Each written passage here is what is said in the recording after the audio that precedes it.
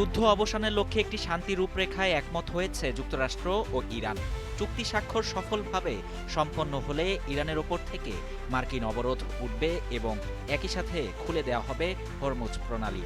গুরুত্বপূর্ণ ওই নৌপথ দিয়ে তেল সরবরাহ শুরু হওয়ার সম্ভাবনায় এ প্রাথমিক চুক্তির ঘোষণা আসার পরপরই বিশ্ববাজারে তেলের দাম কমেছে।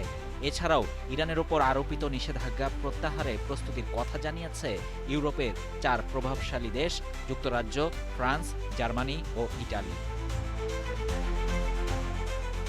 রোববার এক যৌথ বিবৃতিতে দেশগুলোর নেতারা বলেন, ইরান যেন কখনোই পারমাণবিক অস্ত্রের অধিকারী হতে না পারে সে লক্ষ্যেই তারা কাজ করে যেতে চান।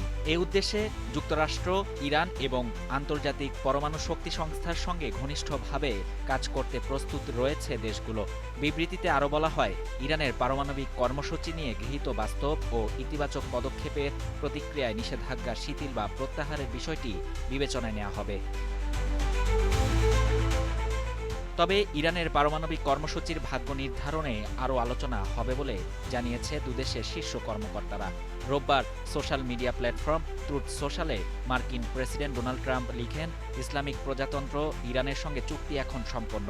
মধ্যস্থতাকারীর দায়িত্ব পালন করা পাকিস্তানের প্রধানমন্ত্রী শাহবাজ শরীফ চুক্তি স্বাক্ষরের কথা ঘোষণা করার পরপরই ট্রাম্প এই পোস্ট করেন।